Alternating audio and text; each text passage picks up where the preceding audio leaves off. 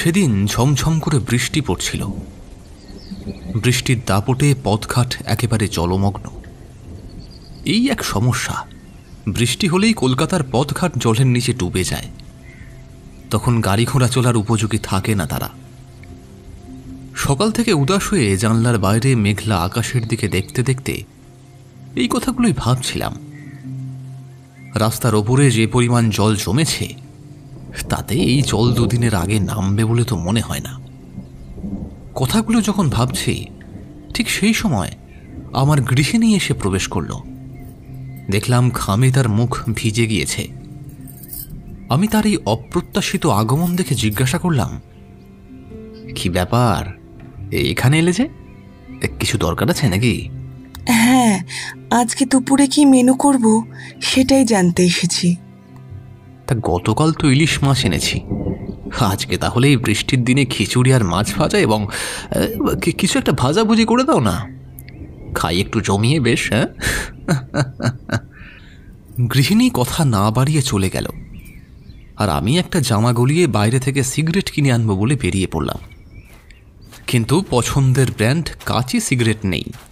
অতএব ভাবলাম সেই মটলেনে গেলে হয়তো এই ব্র্যান্ডটা পেতে পারি। বৃষ্টির ভয়ে ছাতা নিয়েই বেরিয়েছিলাম।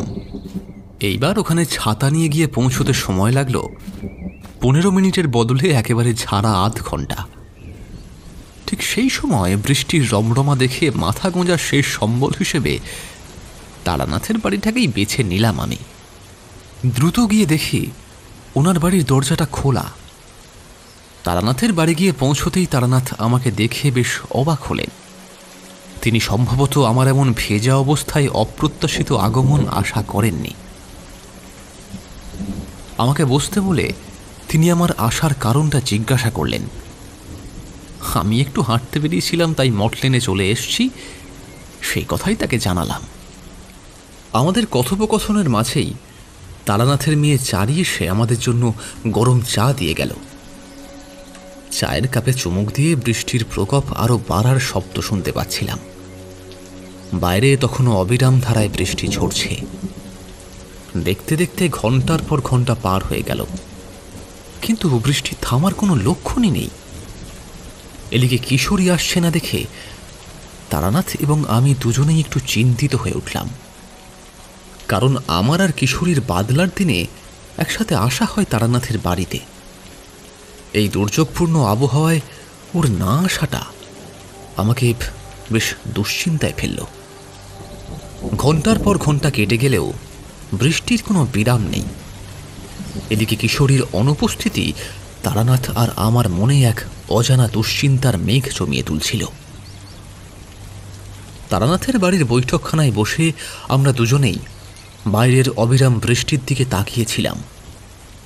চারি এসে আবারও এক প্রস্থ চা দিয়ে গেল। চায়ের কাপ হাতে নিয়ে তারানাথ দীর্ঘশ্বাস ফেলে বললেন, আরে কি হলো রে বাবা, কিশোরীটা তো এখনো এলো না। এই দুর্যোগে কোথাও ফেঁসে গেল না তো? হ্যাঁ, আমিও সেটাই ভাবছি, বুঝলেন। ওর তো আসার কথা ছিল এতক্ষণে, আর সাধারণত এত দেরি তো করে না সে। আমার চোখ তখনও জানলার বাইরে আটকে ছিল, যেন বৃষ্টির প্রতিটা ফোঁটার মধ্যে আমি কিশোরীকে খুঁজে চলেছি। আজকাল যে অবস্থা, এক এক সময় ভাবি শহরে থাকাটাই যেন বড্ড কঠিন হয়ে পড়েছে। এই যে বৃষ্টি আর জল জমে সব একাকার, বেরোনোই মুশকিল। কিন্তু কিশোরীটা গেল কোথায়? ওর তো এমন দেরি করার কথা নয়, শরীর খারাপ হলো নাকি? তারানাথ উদ্বিগ্ন হয়ে জিজ্ঞাসা করলেন। আমার মনে পড়ল কিশোরী কতটা সতর্ক থাকে। এমন পরিস্থিতিতে ওর যদি কোনো আপদ বিপদ হয়, তাহলে সেইটা সত্যিই অস্বাভাবিক। আমি বললাম, হ্যাঁ সেটা তো আশ্চর্যকর, ও তো খুব সাবধানে চলে সব সময়। ওর বাড়ি গিয়ে ওকে ডেকে আনা যেত, কিন্তু এই বৃষ্টির কারণে সেইখানে যাওয়া হলো না আমার আজকে। একটু চুপ করে থেকে আমি তারানাথের দিকে তাকালাম।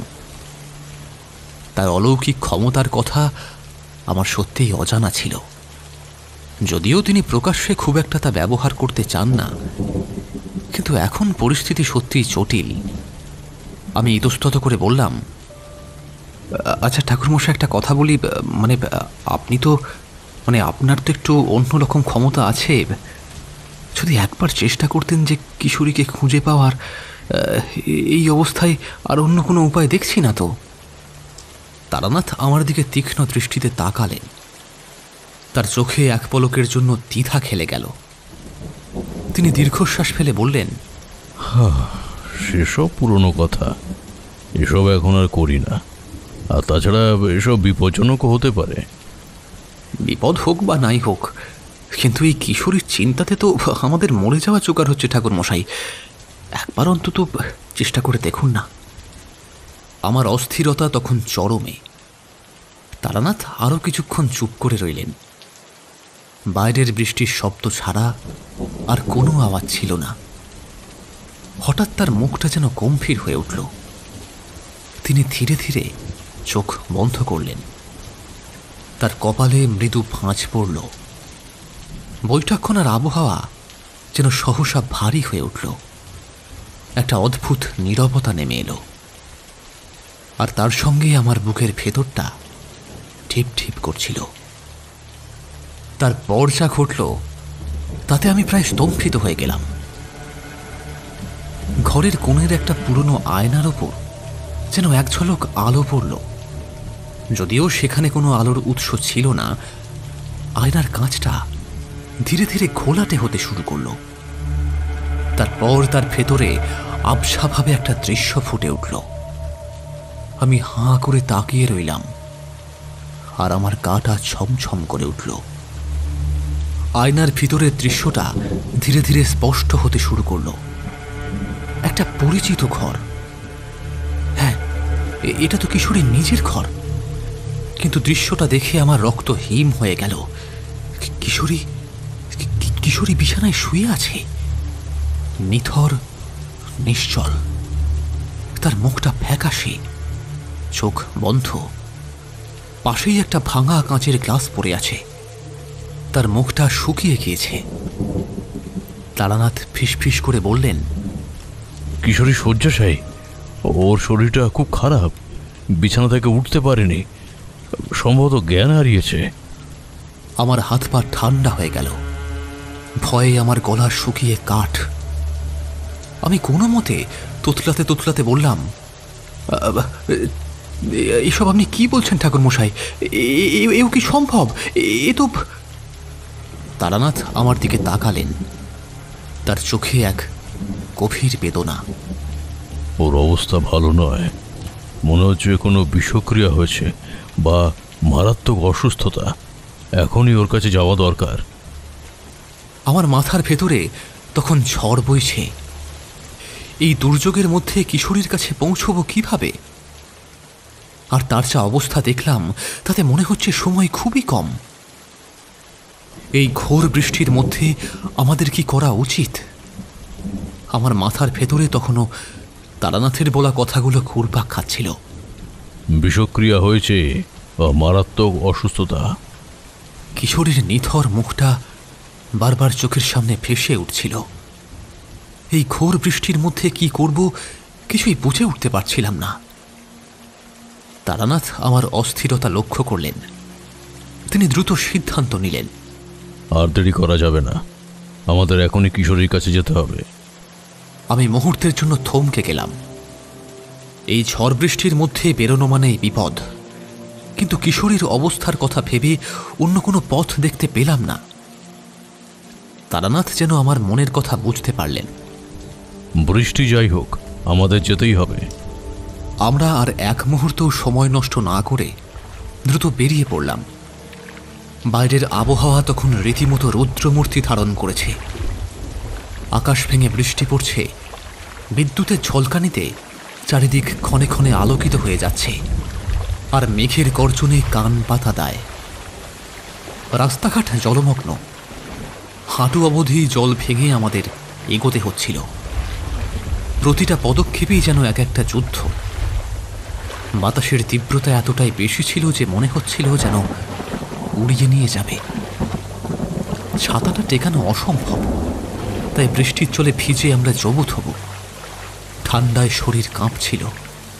কিন্তু কিশোরীর চিন্তায় সেসব দিকে বিন্দুমাত্র মনোযোগ ছিল না আমাদের। অন্ধকার আর বৃষ্টির মধ্যে দিয়েই আমরা প্রায় ছুটছিলাম।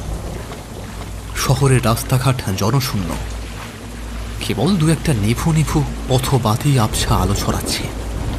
মনে হচ্ছিল যেন এক দুঃস্বপ্নের মধ্যে দিয়ে চলেছি। একসময় দূর থেকে কিশোরীর বাড়ির আবছা অবয়বটা আমরা দেখতে পেলাম।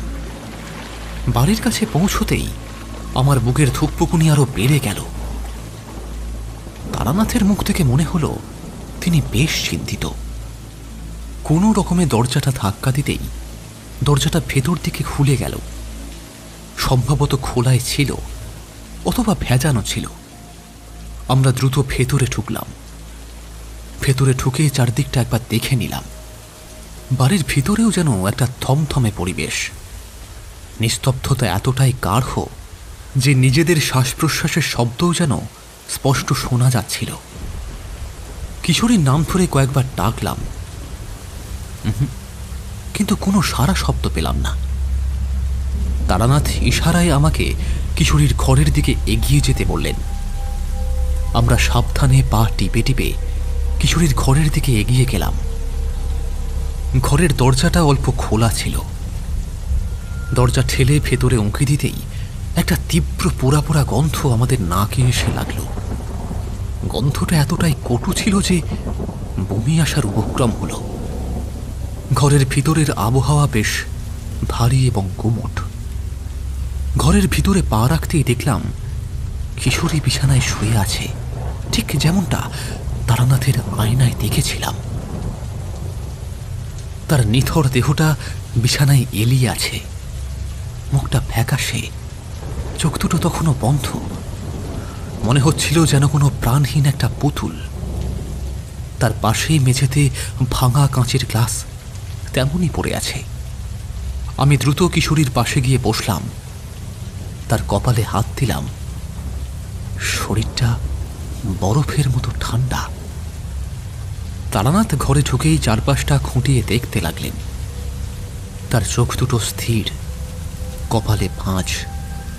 তিনি ধীরে ধীরে ঘরের প্রতিটা কোণ, প্রতিটা আসবাবপত্র যেন গভীরভাবে পর্যবেক্ষণ করছিলেন। তারপর হঠাৎই স্থির হয়ে গেলেন। তার চোখ দুটো যেন ঘরের কোনো একটা নির্দিষ্ট বিন্দুতে নিবদ্ধ। তার মুখটা ক্রমশ কঠিন হয়ে উঠল। তিনি ধীরে ধীরে কিশোরীর বিছানার দিকে এগিয়ে গেলেন। তার মুখ থেকে স্পষ্ট বোঝা যাচ্ছিল তিনি কিছু একটা অনুভব করেছেন। তিনি ফিসফিস করে বললেন, গন্ধটা পাচ্ছ? এটা শুধু পোড়া গন্ধ নয়, এর পেছনে অন্য কিছু আছে। তার চোখ দুটো হঠাৎই তীক্ষ্ণ হয়ে উঠল। তারানাথ কিছুক্ষণ চোখ বন্ধ করে গভীর শ্বাস নিলেন, যেন কিছু একটা অনুভব করার চেষ্টা করছেন। তারপর চোখ খুলে কণ্ঠস্বরে একটা দৃঢ়তা এনে বললেন, এখানে অশুভ শক্তির আনাগোনা আছে। কিশোরী শুধু অসুস্থ নয়, সে কোনো অশুভ শক্তির প্রভাবে আক্রান্ত। তার কথা শুনে আমার গা শিউরে উঠল। কিশোরীর অসুস্থতার পেছনে এমন একটা কারণ থাকতে পারে তা আমি স্বপ্নেও ভাবিনি। এখন কি হবে? কিভাবে আমরা কিশোরীকে এই অবস্থা থেকে বাঁচাবো?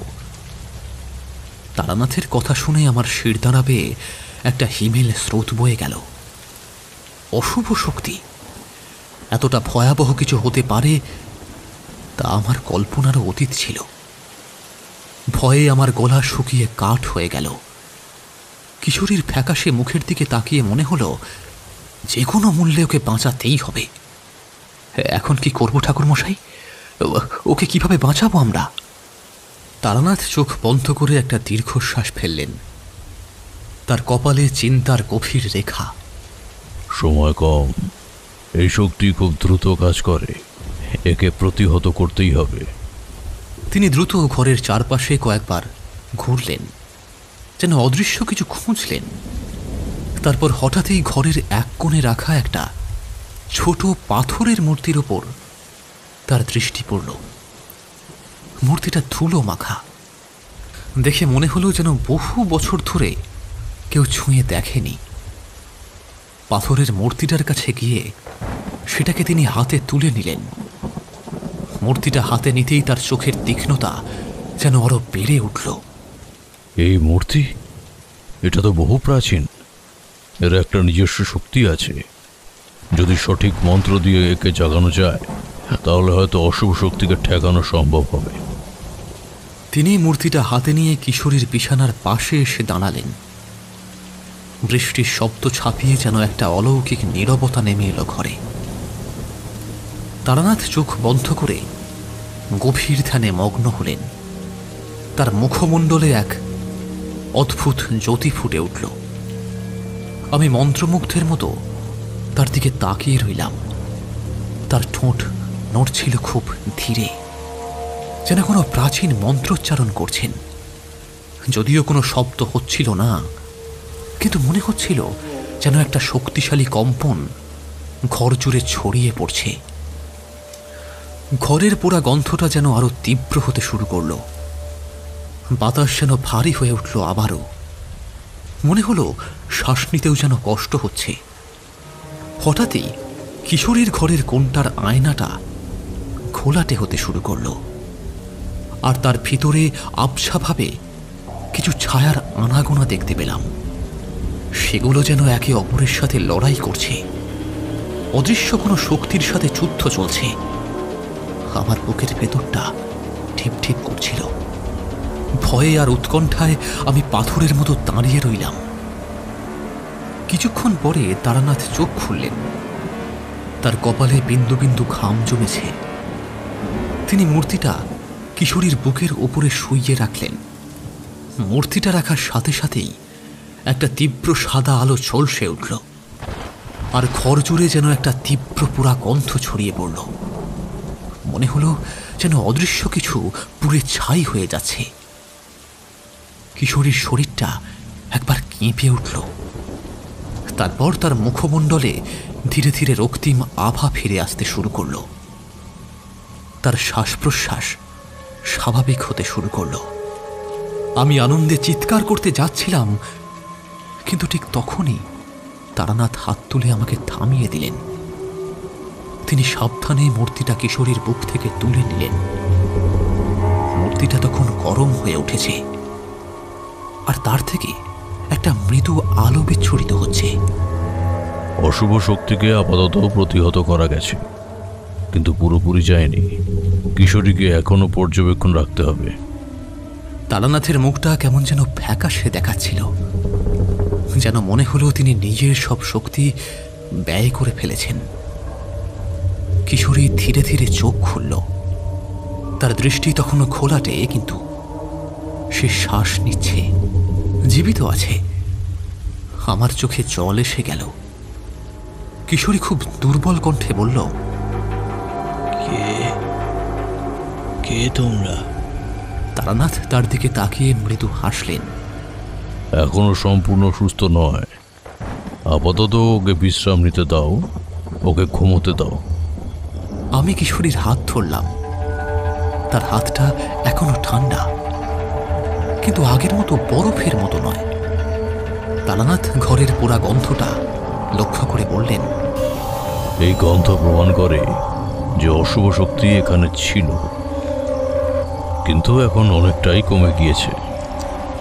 বাইরে তখনও বৃষ্টি চলছিল, কিন্তু ঘরের ভিতরে যেন একটা স্বস্তির নিঃশ্বাস নেমে এলো। আমরা কিশোরীর পাশে বসে রইলাম, ওর ধীরে ধীরে স্বাভাবিক হয়ে ওঠার অপেক্ষায়। কিন্তু এই ঘটনা যেন আমাদের মনে একটা গভীর ছাপ ফেলে গেল। আমরা জানতাম এই রাতের অভিজ্ঞতা সহজে ভোলার নয়।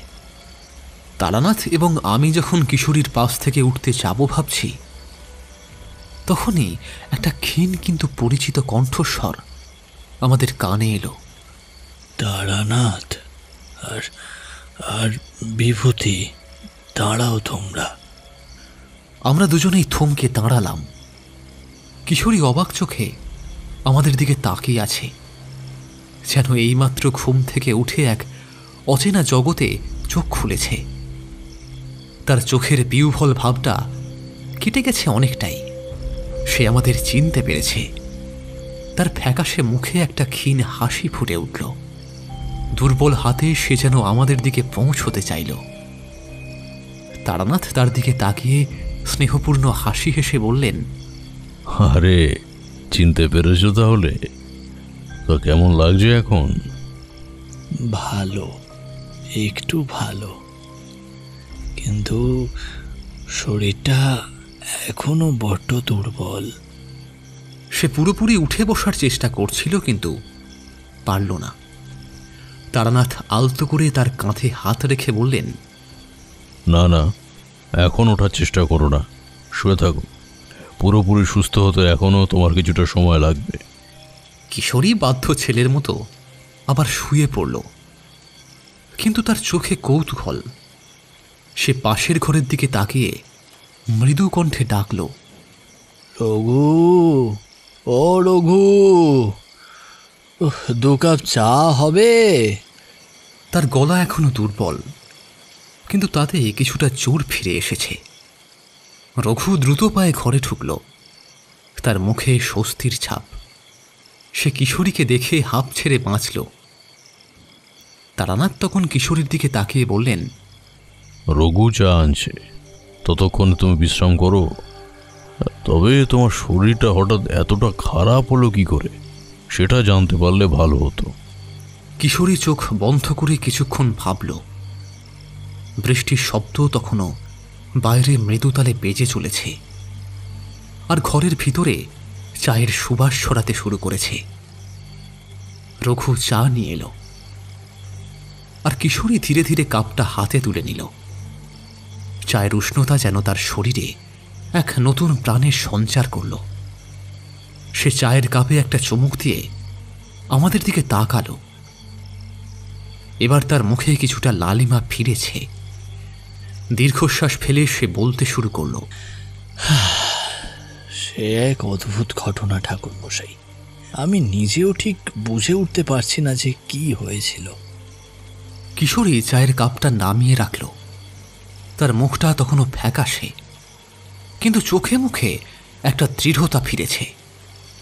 সে এক গভীর শ্বাস ফেলে আবার বলতে শুরু করল, সেদিন বিকালে আমি একা ছিলাম বাড়িতে। রঘু গিয়েছিল হাটে। আমি দোতলার ঘরে বসে বই পড়ছিলাম। হঠাৎ করে কেমন যেন একটা ঠান্ডা অনুভব করলাম। মনে হলো ঘরের তাপমাত্রা অনেক কমে গেছে। প্রথমে ভেবেছিলাম হয়তো বৃষ্টি আসছে, তাই এমন লাগছে। তারানাথ আর আমি মন দিয়ে শুনছিলাম। ঘরের মৃদু আলোয় কিশোরীর মুখটা যেন আরো রহস্যময় দেখাচ্ছিল। সে বলতে লাগলো, এর মধ্যেই আমার মনে হলো কেউ যেন আমার দিকে তাকিয়ে আছে। আমি চারিদিকে তাকালাম, কিন্তু কেউ ছিল না। তবুও সেই অস্বস্তিকর অনুভূতিটা যাচ্ছিল না। বুকের ভেতরটা ধড়ফড় করছিল। হঠাৎ করেই বইটা হাত থেকে পড়ে গেল। নিচু হয়ে বইটা তোলার সময় দেখি মেঝের ওপর একটা একটা কালো ছায়া, মানুষের মতো দেখতে কিন্তু ভীষণ অস্পষ্ট, যেন যেন ধোঁয়ার তৈরি। আমি ভয়ে স্থির হয়ে গেলাম। কিশোরীর গলাটা কেঁপে উঠল। সে থেমে এক ঢোক জল খেয়ে আবার বলতে শুরু করল, ছায়াটা ধীরে ধীরে নড়তে শুরু করলো। আমার দিকে এগিয়ে আসছিল। আমি চিৎকার করতে চাইছিলাম, কিন্তু গলা দিয়ে কোনো আওয়াজ বেরোচ্ছিল না। আমার পুরো শরীর অবশ হয়ে গিয়েছিল। ছায়াটা আরও কাছে আসতেই একটা তীব্র ঠান্ডা আমার শরীর ভেদ করে গেল। মনে হলো যেন আমার সমস্ত শক্তি শুষে নিচ্ছে। আমার শ্বাস নিতে কষ্ট হচ্ছিল। মনে হচ্ছিল বুকের ওপর যেন একটা বিশাল পাথর চেপে বসেছে। এরপর কি হয়েছিল আমার ঠিক মনে নেই। শুধু মনে আছে একটা তীব্র যন্ত্রণা আর কেমন যেন একটা আঁশটে গন্ধ, যেন এই ঘরটাতে পুরোপুরি এখনো যায়নি। আমার মনে হয়েছিল আমার শরীরটা আমার নিজের নিয়ন্ত্রণে নেই। আমি শুধু আবছাভাবে অনুভব করছিলাম যেন আমি শূন্যে ভাসছি, আর একটা ঠান্ডা কালো শক্তি আমাকে গ্রাস করছে। আমরা দুজনেই নীরব হয়ে শুনছিলাম। তারানাথের মুখটা গম্ভীর হয়ে উঠল। তিনি বললেন, যে অশুভ শক্তি এসেছিল তার উপস্থিতি এখনো এখানে পুরোপুরি মুছে যায়নি। তুমি যা বলছো তাতে মনে হচ্ছে সে তোমার শরীর দখল করার চেষ্টা করেছিল, কিন্তু কি কারণে, কেন তোমাকে বেছে নিল সেটাই পরিষ্কার নয়। কিশোরী চোখ খুলল। তার চোখে এখনো ভয়, কিন্তু তাতে জিজ্ঞাসার চিহ্ন রয়েছে। কিন্তু তারানাথ, আমি তো কাউকে চিনি না, কারোর সাথে আমার কোনো শত্রুতাও নেই, তাহলে কেন আমার সাথে এমন হলো? তারানাথ তার দিকে তাকিয়ে কিছুটা বলতে যাচ্ছিলেন, ঠিক তখনই বাইরে একটা বাজ পড়ল। ঘরের আলোটা কেঁপে উঠল একবার। এই ঘটনার পর কিশোরীর চোখে আবারও একটা আতঙ্কের ছাপ দেখা গেল। মনে হচ্ছিল সেই রাতের অভিজ্ঞতা তাকে এতটাই বিচলিত করেছে যে সামান্যতম শব্দেও সে চমকে উঠল। তারানাথ চিন্তিত মুখে কিশোরীর দিকে তাকালেন। বাইরে বৃষ্টির গতি বেড়েছে, যেন প্রকৃতির রুদ্ররূপ ঘরের ভিতরের থমথমে পরিবেশকে আরো প্রকট করে তুলছে। তিনি ধীর কণ্ঠে বললেন, ব্যাপারটা বেশ জটিল মনে হচ্ছে। সাধারণত এই ধরনের অশুভ শক্তির কোনো উদ্দেশ্য থাকে, উদ্দেশ্য ছাড়া কারোর ওপর এরা ভর করে না। হয়তো তোমার অজান্তেই তুমি কোনো এমন ঘটনার সাক্ষী হয়েছ যা ওদের অস্তিত্বকে হুমকির মুখে ফেলেছে, অথবা তোমার কোনো পূর্বপুরুষের সঙ্গে ওদের কোনো যোগসূত্র ছিল। আমার পূর্বপুরুষ? কিন্তু আমি তো এসবের কিছুই জানি না তারানাথ। আমার বাবাও কোনোদিন এমন কিছু বলেননি। আমি এতক্ষণ নীরব ছিলাম। এবার তারানাথের দিকে তাকিয়ে আমি বললাম, তাহলে কি এটা কোনো নতুন বিপদ, যা এইভাবে আগে কোনোদিন দেখা যায়নি? ঠিক জানি না, তবে একটা জিনিস নিশ্চিত, এই শক্তি খুবই শক্তিশালী ছিল এবং কিশোরীকে পুরোপুরি গ্রাস করার আগেই হয়তো কোনো কারণে বাধ্য হয়েছে সরে যেতে। হয়তো আমাদের উপস্থিতি ওদের পুরোপুরি সফল হতে দেয়নি। তিনি উঠে দাঁড়ালেন এবং ঘরের চারপাশটা ভালো করে পরীক্ষা করতে লাগলেন। পুরা গন্ধটা তখনও অল্প হলেও রয়ে গেছে। ঠাকুরের সিংহাসন থেকে একটা প্রদীপ এবং একটা ধূপ জ্বালিয়ে দিলেন তারানাথ, এবং বিড়বিড় করে একটা গুচ্ছ মন্ত্র পড়তে লাগলেন। তারানাথ ঘরের দেওয়ালে একটা ছোট অস্পষ্ট ছাপ দেখতে পেলেন। সেটা স্পর্শ করে তিনি বললেন, এই ছোপটা প্রমাণ করে শক্তিটা কতটা বিধ্বংসী ছিল। এটা সাধারণ কোনো কালো ছাপ নয়, এর পেছনে কোনো অশুভ চিহ্ন আছে। কিশোরী ভয়ে কুঁকড়ে গেল। তাহলে কি ওরা আবার আসবে তারানাথ? সেই সম্ভাবনা উড়িয়ে দেওয়া যায় না, কিন্তু আমরা থাকতে তোমাকে আর ভয় পেতে হবে না। তবে কি একটা জিনিস জানার খুব দরকার, তুমি যখন বই পড়ছিলে তখন আশেপাশে কোনো অস্বাভাবিক শব্দ বা দৃশ্য চোখে পড়েছিল কি? কোনো পুরনো জিনিস বা এমন কিছু যা আগে দেখোনি? কিশোরী কিছুক্ষণ ভাবল। তার মুখটা চিন্তায় ভরে উঠল। অস্বাভাবিক কিছু না তো, আমি তো শুধু বই পড়ছিলাম। তবে তবে একটা অদ্ভুত জিনিস দেখেছিলাম বটে। বইটা যখন হাত থেকে পড়ে গিয়েছিল তখন মেঝের ওপর একটা পুরনো দিনের রূপোর আংটি দেখতে পাই। সেটা আমি আগে কখনো দেখিনি। কালো ছায়াটা দেখার ঠিক আগেই সেটা আমার চোখে পড়েছিল। তারানাথ এবং আমি পরস্পরের দিকে তাকালাম। রূপুর আংটি, এটা একটা গুরুত্বপূর্ণ সূত্র হতেও পারে। তারানাথ দ্রুত জিজ্ঞাসা করলেন, আংটিটা কোথায়? সেটা কি এখনো আছে? কিশোরী বালিশের নিচ থেকে একটা ছোট কারুকার্য করা রূপোর আংটি বের করে আনল। আংটিটা দেখতে বেশ পুরনো, তার উপরে একটা অদ্ভুত ধরনের চিহ্ন খোদাই করা। তারানাথ আংটিটা নিয়ে পরীক্ষা করতে লাগলেন এবং তার চোখ দুটো নতুন এক কৌতূহলে ভরে উঠল।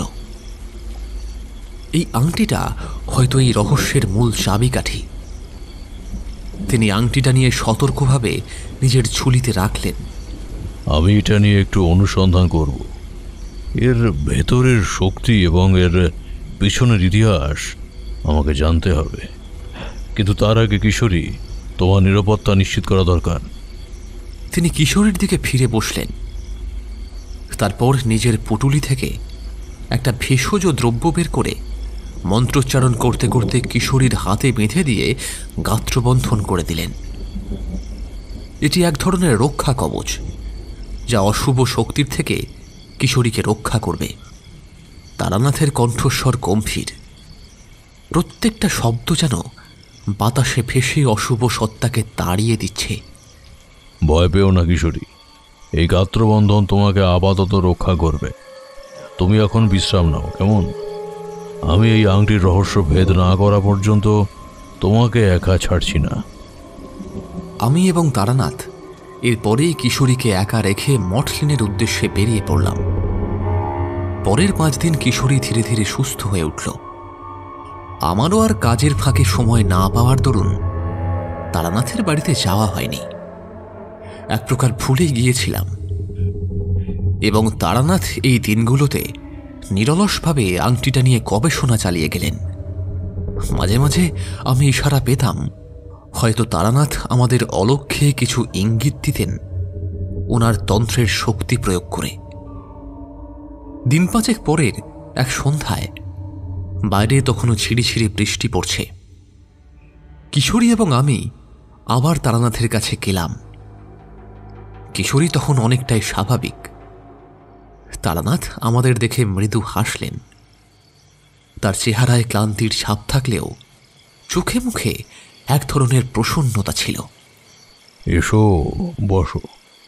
তোমাদের জন্য একটা সুসংবাদ আছে। তারানাথ কিশোরীর দিকে তাকিয়ে বললেন, কিশোরী, তোমার সুরক্ষা সম্পূর্ণ করার জন্য আমি একটি বিশেষ ব্যবস্থা করেছি। তিনি নিজের কাঠের বাক্স থেকে একটি ছোট উজ্জ্বল সাদা তাবিজ বের করে আনলেন। এটি দেখতে সাধারণ হলেও তারানাথের হাতে ওর ঔজ্জ্বল্য যেন আরো বেড়ে গেল। এটি হলো শ্বেত বগলামুখী তাবিজ। বগলামুখী দেবী শত্রু বিনাশিনী। এই তাবিজ তোমাকে সকল প্রকার অশুভ শক্তি এবং শত্রু থেকে রক্ষা করবে। শত্রুরা তোমার কোনো ক্ষতি করতে পারবে না। তিনি যত্ন সহকারে তাবিজটা কিশোরীর গলায় পরিয়ে দিলেন। তাবিজটা পরা মাত্রই কিশোরী যেন এক অদৃশ্য শক্তির সুরক্ষা অনুভব করল। তার চোখে মুখে এক ধরনের শান্তি ফুটে উঠল। এরপরে তারানাথ আংটিটার দিকে ইশারা করলেন, যেটা তার টেবিলের ওপরে রাখা ছিল। এই আংটির রহস্য আমি উন্মোচন করেছি। অনেক পরিশ্রম করতে হয়েছে। যজ্ঞ করে তন্ত্রমন্ত্রের সাহায্যে আমি এর অতীত জেনেছি। তারানাথ চোখ বন্ধ করলেন। এক মুহূর্তের জন্য যেন সেই ভয়ানক অতীতকে তিনি স্মরণ করছেন। তারপর ধীরে ধীরে বলতে শুরু করলেন সেই আংটিটার ইতিহাস। বহু বছর আগে, প্রায় 200 বছর পূর্বে, এই অঞ্চলে এক জমিদার পরিবার ছিল। তারা ছিল অত্যন্ত ক্ষমতাশালী এবং তাদের প্রতিপত্তি ছিল অসামান্য। কিন্তু তাদের জমিদারির শেষ জমিদার, যার নাম ছিল রুদ্রপ্রতাপ, তিনি ছিলেন অত্যন্ত ক্রূর এবং অশুভ বিদ্যার অনুরাগী। ক্ষমতার লোভে তিনি কালো জাদুর চর্চা করতেন। এই যে আংটিটা দেখছো, এটা ছিল রুদ্রপ্রতাপের ব্যক্তিগত আংটি। এটি কোনো সাধারণ আংটি নয়। এটি একটি প্রাণ প্রতিষ্ঠিত আংটি, অর্থাৎ বিশেষ অশুভ মন্ত্র দ্বারা এর মধ্যে একটি দুষ্ট আত্মাকে বন্দী করা হয়েছিল। এই আত্মার কাজ ছিল রুদ্রপ্রতাপের শত্রুদের ধ্বংস করা এবং তার অশুভ কামনা পূর্ণ করা।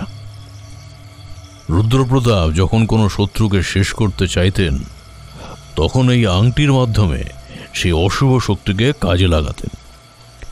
কিন্তু অশুভ শক্তিকে নিয়ন্ত্রণ করা খুব কঠিন। একসময় রুদ্রপ্রতাপ নিজেই এই শক্তির দ্বারা গ্রাস হন। তার জমিদারির পতন হয় এবং তিনি এক ভয়ঙ্কর মৃত্যুর শিকার হন।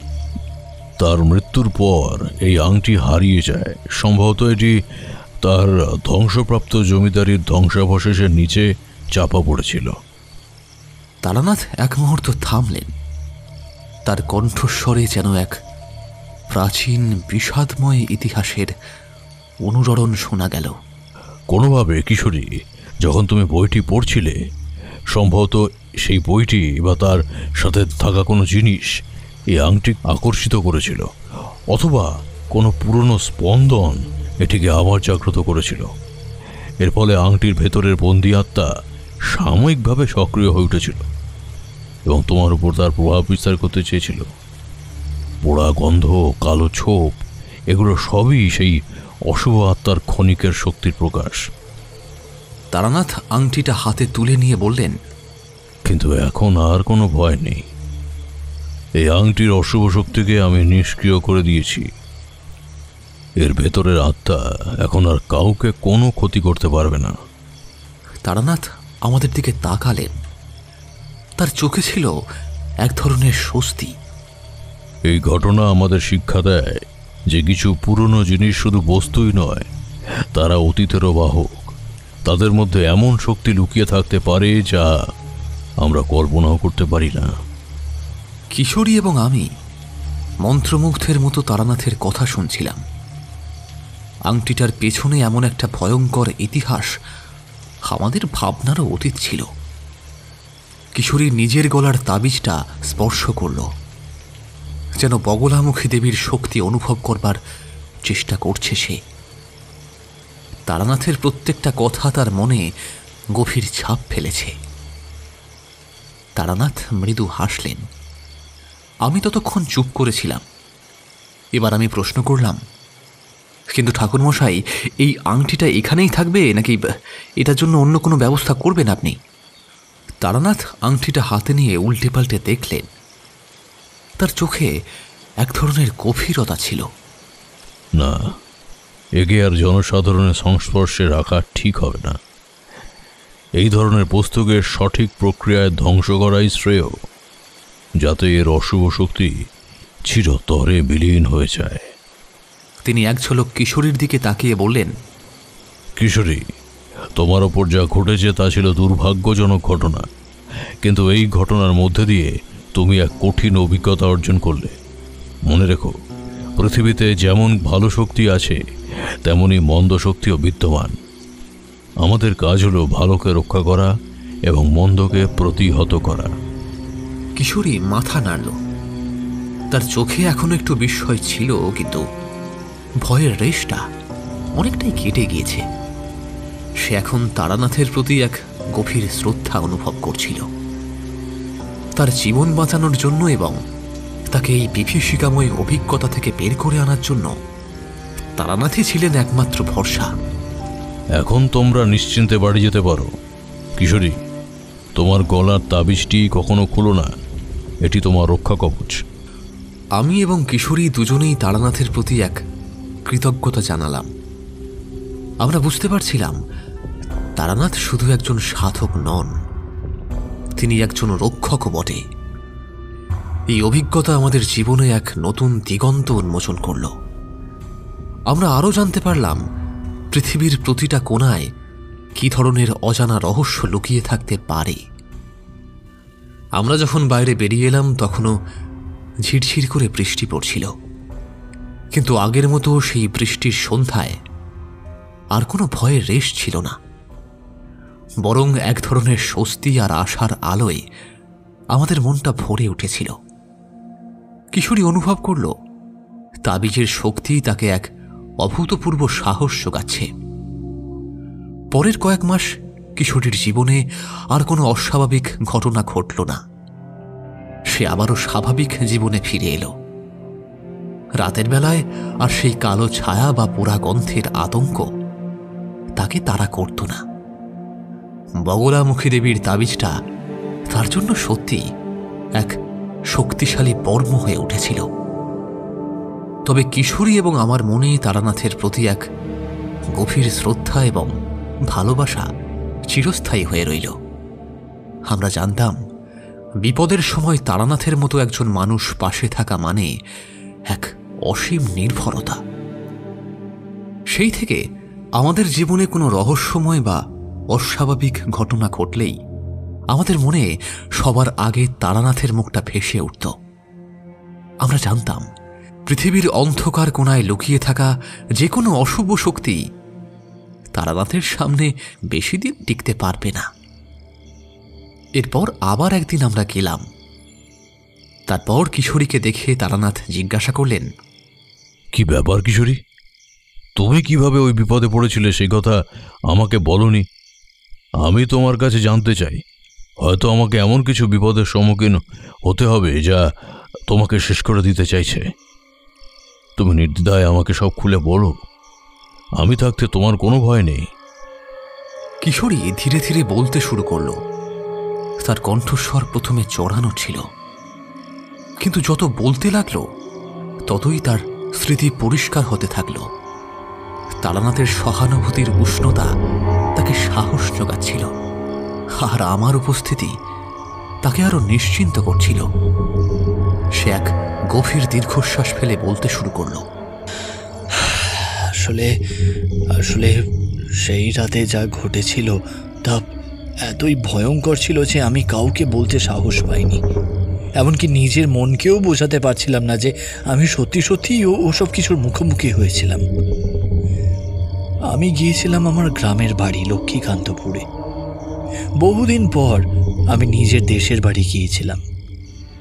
আপিসের ছুটি জমেছিল অনেক, তাই সেখানে গিয়ে গ্রামের পরিবেশে দিন অতিবাহিত করব বলে ভেবেছিলাম। কিন্তু আমার ওই যাওয়াটাই কাল বয়ে এনেছিল। সেই বিভীষিকাময় রাতের কথা ঠাকুরমশাই আমি কোনোদিন ভুলতে পারবো না। সেদিন ছিল পূর্ণিমা। চাঁদের আলোয় চারপাশ ঝলমল করছিল। আমি সেদিন একা একাই ছাদে গিয়েছিলাম চাঁদ দেখতে। সেদিনের আবহাওয়া ছিল একটু অন্যরকম শান্ত। হাওয়ায় ফুলের মিষ্টি গন্ধ ভেসে আসছিল। আমি মুগ্ধ হয়ে চাঁদ দেখছিলাম যখন, হঠাৎ তখন আমার নজরে পড়ল ছাদের একটা কোণে একটা কালো ছায়া। প্রথমে আমি ভেবেছিলাম হয়তো কোনো গাছের ছায়া হবে, কিন্তু ছায়াটা ধীরে ধীরে নড়তে শুরু করলো। আমার বুকের ভেতরটা ধুক ধুক করে উঠল। ছায়াটা ক্রমশ স্পষ্ট হতে লাগলো, আর তার আকার দেখে আমার শরীর হিম হয়ে এলো। সেটা কোনো মানুষের ছায়া ছিল না, বরং তার চেয়েও অনেক বেশি কুৎসিত বিকৃত একটা অবয়ব। তার চোখ দুটো আগুনের গোলার মতো জ্বলছিল, আর তার মুখ থেকে একটা পচা পোড়া গন্ধ ভেসে আসছিল। ঠিক যেমন গন্ধ আপনি আমার ঘরে পেয়েছিলেন তেমন। আমি ভয়ে জমে গিয়েছিলাম। আমি পালানোর শক্তিও হারিয়ে ফেলেছিলাম। সেটা আমার দিকে এগিয়ে আসছিল, আর আমি অনুভব করছিলাম যে যেন আমার সমস্ত শক্তি সে শুষে নিচ্ছে। আমার শ্বাস বন্ধ হয়ে আসছিল। মনে হচ্ছিল কেউ যেন আমার গলা টিপে ধরেছে। সেই কালো ছায়া যখন আমার একেবারে কাছে চলে এলো, ঠিক তখন একটা অদ্ভুত ঘটনা ঘটল। ছায়াটার ভেতর থেকে একটা নারী কণ্ঠস্বর ভেসে এলো, চলে যা, চলে যা এখান থেকে, চলে যা বলছি, এ মেয়ে আমার, এ মেয়ে আমার। আমি সবাই চোখ বন্ধ করে ফেলেছিলাম। যখন আমি চোখ খুললাম, দেখলাম তখন আর কালো ছায়াটা নেই। আমি দ্রুত সেখান থেকে পালিয়ে নিজের ঘরে চলে এলাম। সেই রাত থেকেই আমার জীবনে শুরু হয় এক ভয়াবহ অধ্যায়। প্রতিদিন রাতে সেই কালো ছায়া আমার স্বপ্নে এসে আমাকে তাড়া করত, আর দিনের বেলায় আমি শুনতে পেতাম ফিসফিসানি শব্দ। ধীরে ধীরে আমি বিছানায় শুয়ে থাকলেই একটা পোড়া গন্ধ পেতাম। আমি জানতাম না এটা কেন আমার সাথে হচ্ছিল। আমি কাউকে বলতেও পারছিলাম না, পাছে পাছে কেউ আমাকে পাগল ভাবে। আমি একা একা দিনের পর দিন এই ভয়ের সাথে লড়াই করছিলাম, যতক্ষণ না আপনাদের সাথে আমার দেখা হয়। তারানাথ অত্যন্ত মনোযোগ দিয়ে কিশোরীর কথা শুনলেন। তার চোখে কোনো বিস্ময় ছিল না, বরং এক ধরনের গভীর চিন্তার ছাপ স্পষ্ট ছিল। কিশোরীর কথা শেষ হলে তিনি কিছুক্ষণ নীরব হয়ে রইলেন। তারপর শান্ত স্বরে বললেন, বুঝতে পেরেছি। তুমি যে বিপদের কথা বলছো তা আমার ধারণার চেয়েও গভীর। তারানাথ এবার কিশোরীর দিকে তাকিয়ে বললেন, আচ্ছা কিশোরী, তুমি কি কখনো তোমার পরিবারে বা তোমার আত্মীয় স্বজনের মধ্যে এমন কোনো অস্বাভাবিক ঘটনা বা কোনো রহস্যময় মৃত্যুর কথা শুনেছ? এমন কিছু যা তোমাকে বলা হয়নি কিন্তু তুমি হয়তো কোনোভাবে জানতে পেরেছো? কিশোরী চিন্তায় ডুবে গেল। সে মনে করার চেষ্টা করল, কিন্তু প্রথমটাই কিছু মনে পড়ল না তার। তারপর হঠাৎই তার চোখে মুখে এক নতুন আতঙ্ক ফুটে উঠল। একটা কথা, আমার ঠাকুমা মারা যাওয়ার আগে প্রায়ই বলতেন, ওরা ফিরে আসবে আমার প্রতিশোধ নিতে। কিন্তু আমরা কেউ জানতাম না তিনি কিসের কথা বলতেন। আর তার মৃত্যুর কারণও ছিল বড় অদ্ভুত। ডাক্তাররা বলেছিলেন হৃদরোগ, কিন্তু আমাদের মনে হয়েছিল যেন তিনি আতঙ্কে মারা গেছেন। তার মুখে একটা চরম ভয়ের ছাপ ছিল। তারানাথের চোখ দুটো তীক্ষ্ণ হয়ে উঠল। এবার ঠিক পথে আসছো কিশোরী। তোমার ঠাকুমার নাম কি ছিল এবং তোমাদের পরিবারের আদি বাড়ি কোথায়? কিশোরীর উত্তর শোনার জন্য আমরা দুজনেই উৎসুক হয়ে তার দিকে তাকিয়ে রইলাম। এই রহস্যের জাল আরো গভীরে প্রবেশ করছিল, সেটা আমরা বেশ বুঝতে পারছিলাম। কিশোরীর এই বিপদ শুধু তার একার নয়, এর শিকড় হয়তো আরো প্রাচীন কোনো অভিশাপের গভীরে লুকিয়ে আছে। তারানাথের চোখে মুখে এক গভীর চিন্তার ছাপ স্পষ্ট হল। কিশোরীর কথাগুলো যেন এক নতুন কোনো ধাঁধার কিনারা দিচ্ছিল। তিনি কিছুক্ষণ চুপ করে বসে রইলেন, যেন প্রত্যেকটা শব্দ তার মনের গভীরে অর্থ খুঁজে ফিরছে। তারানাথ শান্ত এবং ধীর কণ্ঠে বললেন, কিশোরী, তোমার ঠাকুমার নাম কি ছিল আর তোমার আদিবাড়ি কোথায়? এই তথ্যগুলো খুবই গুরুত্বপূর্ণ। কিশোরী এবার আরো স্পষ্ট গলায় বলতে শুরু করল। তার কণ্ঠস্বরে ভয়ের বদলে এক ধরনের দৃঢ়তা ফুটে উঠছিল, যেন এই প্রশ্নগুলোর উত্তর দিতে পারাটা তার ভিতরের কোনো বাঁধ ভেঙে দিচ্ছিল। আমার ঠাকুমার নাম ছিল হেমলতা দেবী, আর আমাদের আদি বাড়ি ছিল বর্ধমানের শিবপুর গ্রামে। যদিও আমরা এখন কলকাতায় থাকি, প্রতি বছর দুর্গাপুজোর সময় আমরা শিবপুরে যেতাম। তবে ঠাকুমার মৃত্যুর পর যাওয়া বন্ধ হয়ে গিয়েছিল। তারানাথ এবার চোখ বন্ধ করলেন। তার কপালে চিন্তার রেখা ফুটে উঠল। মনে হচ্ছিল তিনি যেন অতীত আর বর্তমানের কোনো অদৃশ্য সুতোকে মেলাতে চাইছেন। তিনি কিছুক্ষণ গভীর ধ্যানে মগ্ন হলেন। তারপর চোখ খুলে এক অদ্ভুত স্থির দৃষ্টিতে কিশোরীর দিকে তাকালেন। শিবপুর, হেমলতা দেবী। তারানাথ যেন শব্দগুলো উচ্চারণ করে তার গভীরতা মাপছিলেন। আমি যতদূর জানি, শিবপুর গ্রামে একসময় তান্ত্রিক কার্যকলাপের বেশ রমরমা ছিল। বহু বছর আগে সেখানে এক ভয়ঙ্কর তান্ত্রিকের উদ্ভব হয়েছিল, যার নাম ছিল ভৈরবনাথ। সে এতটাই শক্তিশালী ছিল যে তার ক্ষমতাকে অনেকেই ভয় পেত, আবার কেউ কেউ তার কাছে আশ্রয়ও নিত। তবে তার মূল শক্তি ছিল কালো জাদু এবং অশুভ আত্মাদের বশ করা। তারানাথ একটু থামলেন। তার চোখে এক কঠিন সংকল্প ফুটে উঠছিল। মনে হচ্ছে এই ঘটনা ভৈরবনাথের সঙ্গে সম্পর্কিত। তোমার ঠাকুমা হয়তো কোনোভাবে তার সাথে জড়িয়ে পড়েছিলেন। হতে পারে তিনি তার কাছের কোনো সাহায্য চেয়েছিলেন, অথবা তার কোনো কাজের বিরোধিতা করেছিলেন। যাই হোক না কেন, ভৈরবনাথের অভিশাপ বা তার অনুচরেরা হয়তো এখনো সক্রিয়। আমরা দুজনেই রুদ্ধশ্বাসে তারানাথের কথাগুলো শুনছিলাম। এই গল্প যত গভীরে যাচ্ছিল, ততই যেন এর ভয়াবহতা স্পষ্ট হচ্ছিল। কিশোরীর ঠাকুরমা, একজন সাধারণ গ্রামের মহিলা, কিভাবে এমন ভয়ঙ্কর তান্ত্রিকের সাথে জড়িয়ে পড়েছিলেন তা আমাদের কল্পনারও অতীত ছিল। তারানাথ এবার কিশোরীর দিকে তাকিয়ে বললেন, কিশোরী, তোমার ঠাকুমা কি কোনো বিশেষ ধরনের তাবিজ বা মাদুলি ব্যবহার করতেন, বা তার কাছে এমন কিছু ছিল যা অন্যদের থেকে আলাদা? কিশোরী আবারও ভাবতে শুরু করলো। তার চেহারায় একটু বিস্ময় ফুটে উঠল।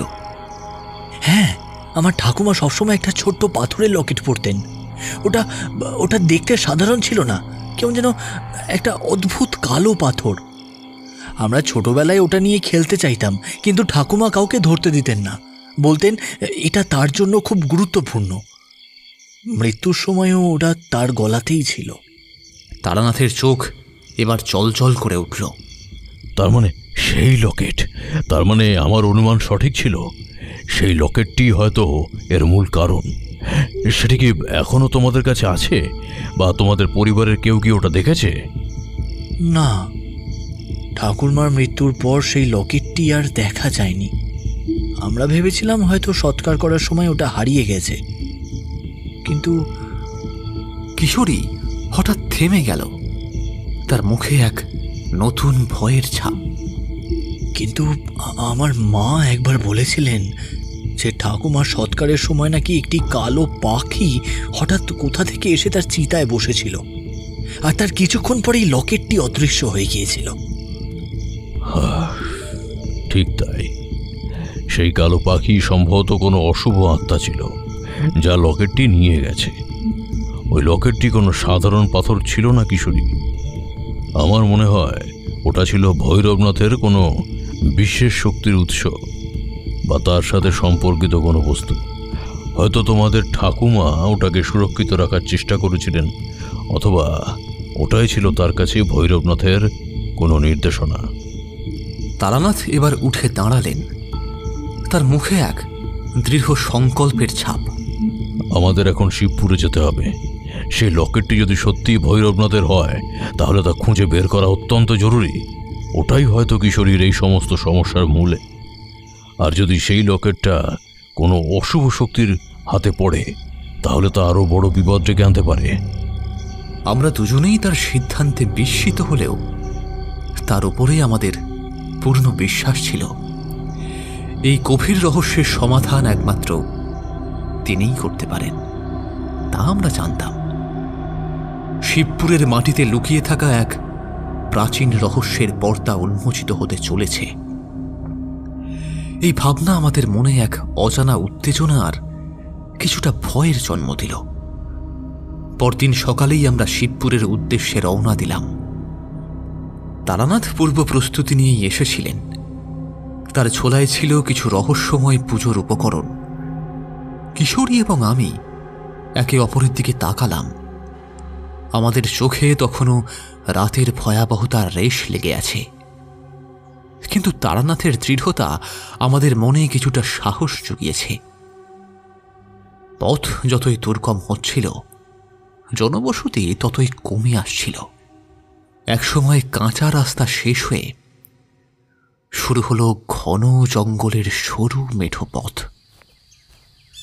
সূর্যের আলো যেন সেখানে প্রবেশ করতে পারছিল না পুরোপুরি।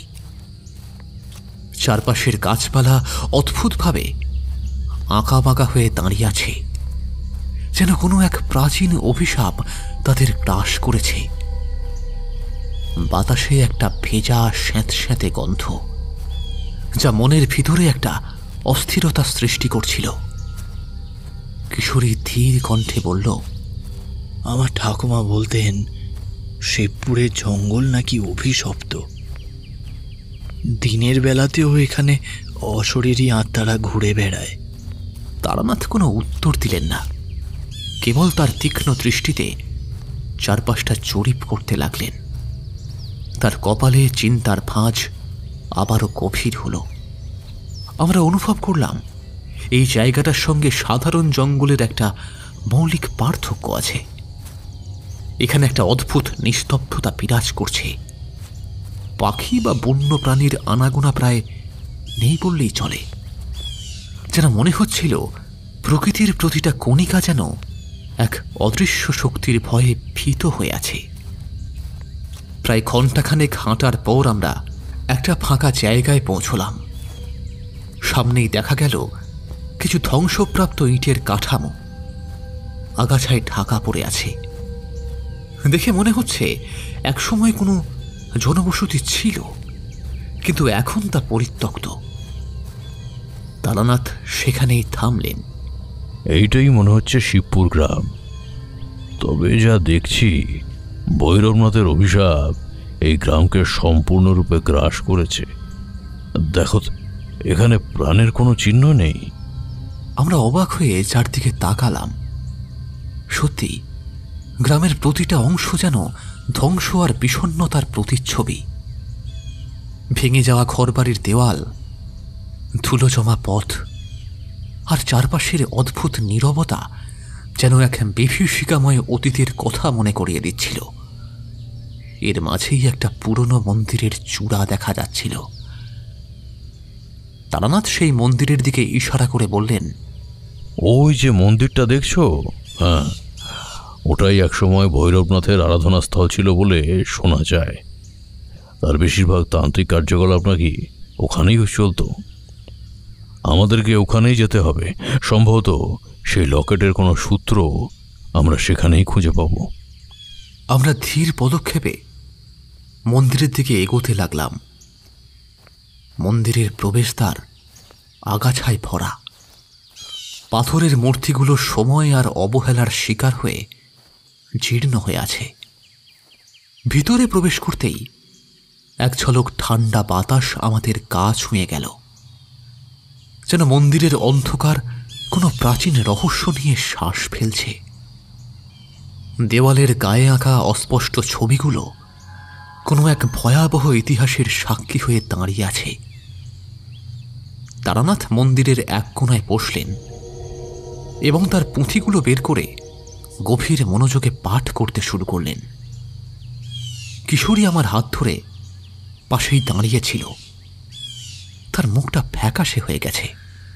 এখানে থাকতেই আমার কেমন যেন গা ছমছম করছে। মনে হচ্ছে কেউ যেন আমাদের দেখছে। আমি চারপাশে চোখ বোলালাম, কিন্তু কিছুই দেখতে পেলাম না। কেবল মন্দিরের ভেতরে বাতাসের অদ্ভুত শব্দ আর একটা চাপা অস্বস্তি আছে।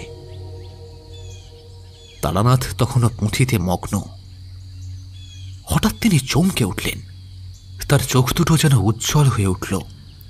পেয়েছি, এই তো পেয়েছি। পুঁথিতে ভৈরবনাথের সেই বিশেষ লকেটের উল্লেখ আছে। এই লকেটটি আসলে একটি কালনাগমণি, যা অত্যন্ত শক্তিশালী এবং অশুভ আত্মাদের বশ করার ক্ষমতা রাখে। কিন্তু এর একটা ভয়াবহ দিক আছে। এটি যার কাছে থাকে তাকে রক্ষা করলেও তার পরিবারকে চরম বিপদের মুখে ঠেলে দেয়, বিশেষ করে যদি সেটি কোনো অসৎ উদ্দেশ্যে ব্যবহার করা হয়। তারানাথ কিশোরীর দিকে তাকিয়ে বললেন, তোমার ঠাকুমা হয়তো এই লকেটটার ক্ষমতা জানতেন না, অথবা তিনি কোনোভাবে ভৈরবনাথের কাছ থেকে এটি পেয়েছিলেন নিজের পরিবারকে রক্ষা করার জন্য। কিন্তু এর ক্ষমতাকে আয়ত্তে আনতে না পারায় কিংবা এর অপব্যবহারের কারণেই এই অভিশাপ তোমাদের পরিবারকে গ্রাস করেছে। কিন্তু এটা এখন কোথায়? পুঁথিতে বলা আছে, কালনাগমণি যদি কোনোভাবে এর প্রকৃত বাহকের কাছ থেকে বিচ্ছিন্ন হয়, তবে তা পুনরায় শক্তি সঞ্চয় করে সবচেয়ে শক্তিশালী অশুভ আত্মার কাছে ফিরে যায়। সেই কালো পাখি, সে হয়তো এই মন্দিরেরই কোনো শক্তিশালী অশুভ আত্মা ছিল, যার সাথে ভৈরবনাথের যোগাযোগ ছিল। সে লকেটটি নিয়ে গেছে। তিনি ধীরে ধীরে উঠে দাঁড়ালেন এবং মন্দিরের মাঝখানে একটা ভাঙা বেদির দিকে ইশারা করলেন। এই মন্দিরই হলো ভৈরবনাথের মূল শক্তি কেন্দ্র। যদি সেই মণি সত্যি এই অশুভ আত্মার হাতে পড়ে থাকে, তবে তা এখানেই কোথাও লুকিয়ে আছে। আমাদের এটি খুঁজে বার করতেই হবে, নইলে এ অভিশাপ তোমাদের পরিবারকে ছাড়বে না। আমরা দুজনেই রুদ্ধশ্বাসে তারানাথের কথাগুলো শুনছিলাম। শিবপুরের নীরবতা যেন আরো গভীর হয়ে উঠল, আর মন্দিরের প্রতিটা কোণে যেন এক অজানা বিপদ লুকিয়ে আছে বলে মনে হতে লাগল। কালনাগ মণি খুঁজতে গিয়ে আমরা কি আরো বড় কোনো বিপদের মুখোমুখি হতে চলেছি? এই প্রশ্নটা আমাদের মনে ঘুরপাক খাচ্ছিল। এরপরে তারানাথ মন্দিরের অন্ধকার কোণগুলো পরীক্ষা করতে শুরু করলেন। তারানাথ মন্দিরের প্রত্যেকটা ইঁট, প্রত্যেকটা কোণ গভীর মনোযোগ দিয়ে পরীক্ষা করতে লাগলেন। তার চোখ যেন এক অদৃশ্য কিছু খুঁজছিল। কিশোরী ভয়ে সিটিয়ে আমার হাতটা ধরেছিল। মন্দিরের ভেতরে এক অদ্ভুত নিস্তব্ধতা, যা কেবল তারানাথের নিঃশ্বাসের শব্দে মাঝে মাঝে ভেঙে যাচ্ছিল। পুরনো ধুলো আর স্যাঁতস্যাঁতে গন্ধ মিশে একটা ভুতুড়ে পরিবেশ সৃষ্টি হয়েছে। হঠাৎই তারানাথ একটা পাথরের মূর্তির কাছে এসে থমকে দাঁড়ালেন। মূর্তিটা প্রায় সম্পূর্ণভাবে শ্যাওলা আর আগাছায় ঢাকা পড়েছিল। তিনি সাবধানে আগাছাগুলো সরালেন, আর তার নিচে দেখা গেল কিছু অস্পষ্ট খোদাই করা চিহ্ন। তারানাথ মনোযোগ দিয়ে চিহ্নগুলো পরীক্ষা করতে লাগলেন। এই চিহ্নগুলো সাধারণ নয়, এগুলো এক ধরনের গুপ্ত সংকেত, যা ভৈরবনাথের নিজস্ব। মনে হচ্ছে এই মূর্তির নিচে কিছু লুকোনো আছে। প্রত্যেকটা মূর্তির নিচের অংশ হাত দিয়ে পরীক্ষা করতে লাগলেন। কিশোরী এবং আমি রুদ্ধশ্বাসে তার প্রতিটা গতিবিধি অনুসরণ করছিলাম। কয়েক মুহূর্তের মধ্যেই তারানাথ একটা ছোট পাথরের ওপর চাপ দিলেন, আর সঙ্গে সঙ্গে একটা ঘর্ষণের শব্দ হলো, এবং মুহূর্তেই পিছন থেকে একটা পাথরের বড় অংশ ধীরে ধীরে সরে গেল। উন্মোচিত হলো একটা অন্ধকার গহ্বর। এটা ছিল মন্দিরের নিচে লুকানো একটা গুপ্ত কক্ষের প্রবেশপথ। ভিতর থেকে একটা ঠান্ডা ভেজা বাতাস বেরিয়ে এলো, যার সাথে মিশেছিল এক অজানা অস্বস্তিকর গন্ধ। তারানাথ এক মুহূর্ত দ্বিধা না করে প্রবেশ করল তার ভিতরে। আমরাও ভয়ে ভয়ে তার পিছনে গেলাম। কক্ষটি একেবারেই অন্ধকার ছিল। তারানাথ তার ঝোলা থেকে একটা ছোট্ট টর্চ বের করলেন এবং সেটি চালিয়ে ধরলেন। টর্চের আলোয় যা দেখলাম তাতে আমাদের হৃৎপিণ্ড যেন হিম হয়ে গেল।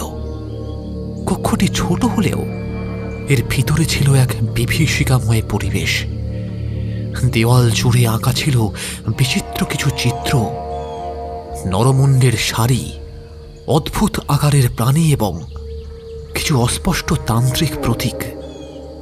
মাঝখানে একটা পাথরের বেদি, আর তার ওপরে শুকনো ফুল আর ছাই, আর কিছু হাড়গোড় ছড়িয়ে ছিটিয়ে আছে। আর বেদির ঠিক উপরে পাথরের ছাদ থেকে চলে আছে একটা লোহার শিকল, যার শেষ প্রান্তে একটা পুরনো মরচে ধরা খাঁচা। খাঁচার ভিতরে স্পষ্ট দেখা যাচ্ছে একটা অদ্ভুত কালো পাখি। পাখিটা নড়াচড়া করছে না, স্থির হয়ে বসে আছে, যেন যেন পাথরের তৈরি। সেই কালো পাখি, ঠাকুমার চিতায় যে পাখিটা বসেছিল। তারানাথ পাথরের মতো স্থির হয়ে দাঁড়িয়েছিলেন। তার চোখ দুটো তীক্ষ্ণভাবে পাখিটার দিকে নিবদ্ধ। ঠিক তাই কিশোরী, এই পাখিটি সেই অশুভ আত্মা যা কাল নাগমণি নিয়ে গেছে। দেখো, তার ঠোঁটে এখনো কিছু একটা ঝকঝক করছে। আমরা দেখলাম পাখিটার ঠোঁটে সত্যিই একটা ছোট্ট কালো পাথর আটকে আছে, যা টর্চের আলোয় রহস্যময়ভাবে চকচক করছে। কাল নাগমণি। তারানাথ ধীর পায়ে খাঁচার দিকে এগিয়ে গেলেন। তার মুখ দেখে মনে হচ্ছিল তিনি কোনো কঠিন সংকল্প নিয়েছেন।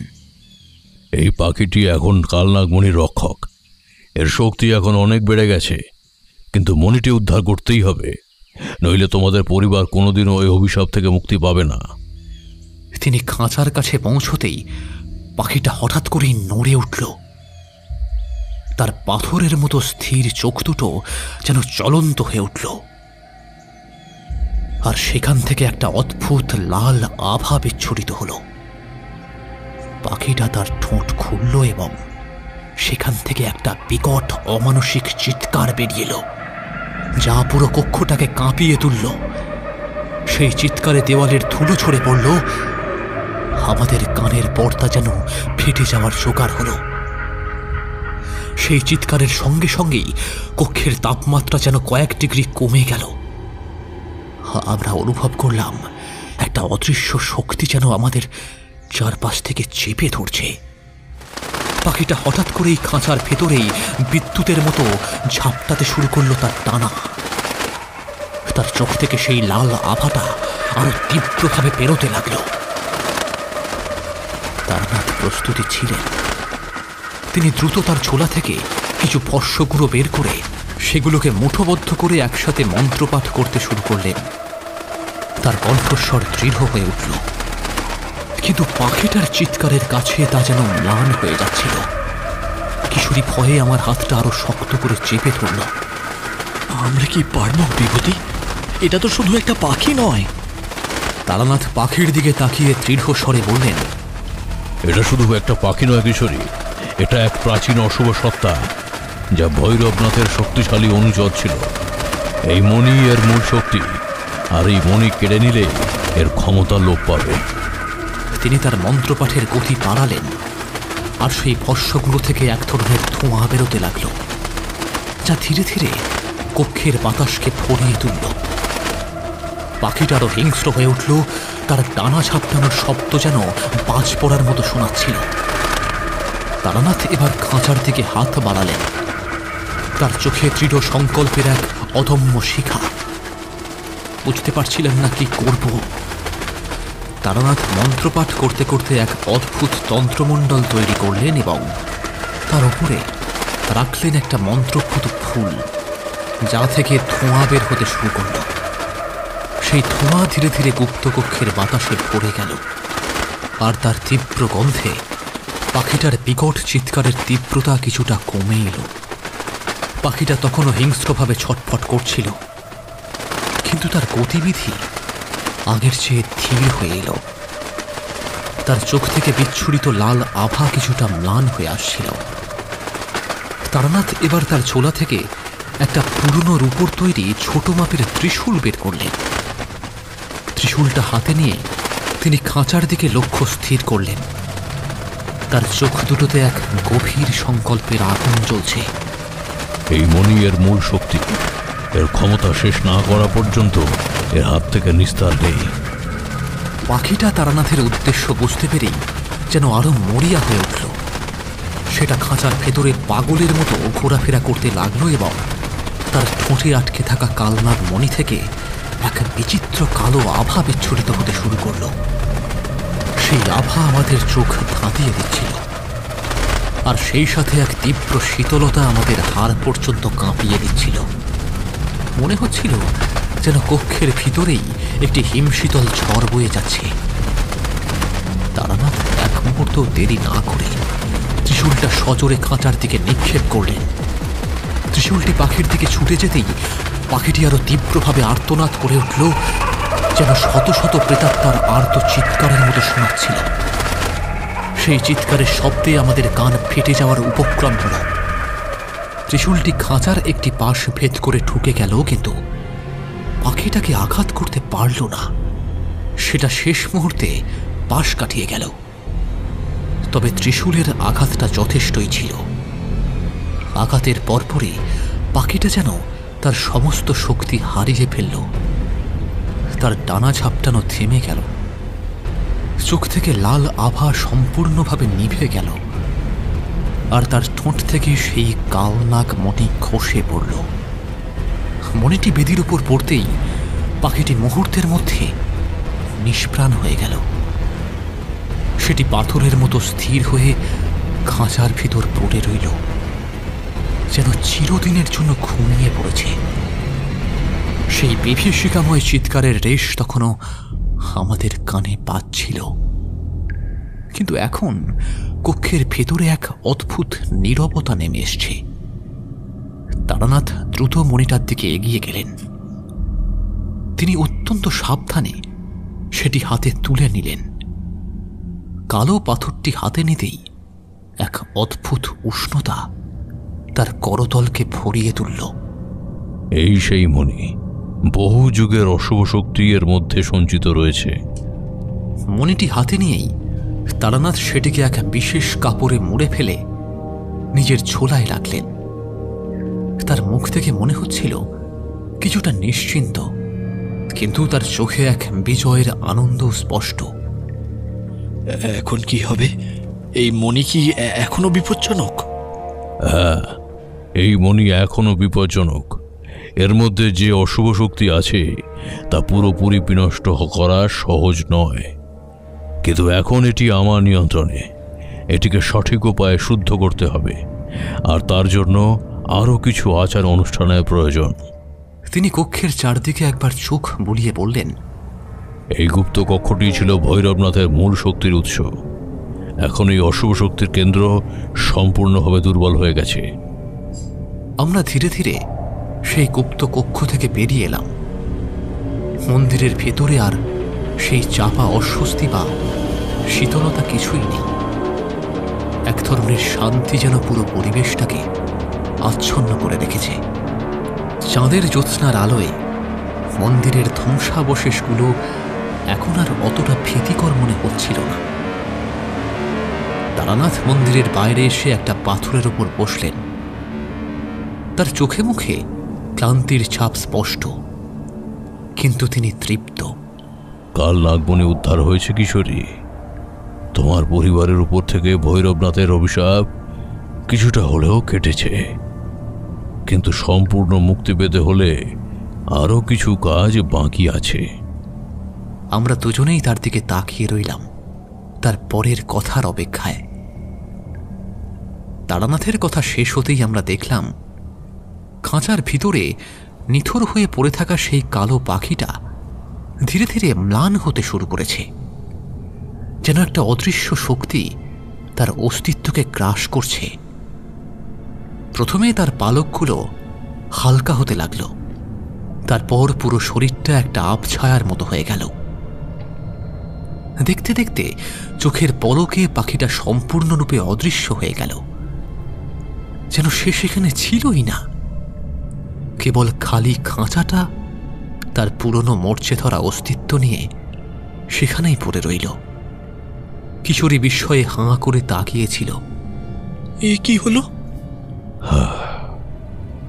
অশুভ সত্তারা যখন তাদের মূল শক্তি হারায়, তখন তারা তাদের ভৌত রূপ ধারণ করতে পারে না। এই পাখিটি ছিল ভৈরবনাথের এক শক্তিশালী অনুচর, যা কাল নাগমণির শক্তিতেই টিকে ছিল। মনে উদ্ধার হওয়ার পর তার শক্তি নিঃশেষ হয়ে গেছে, তাই সে তার আসল রূপে ফিরে গেছে, অর্থাৎ অস্তিত্বহীনতায়। কক্ষের ভিতরে আর এক মুহূর্তও থাকতে ইচ্ছা করছিল না।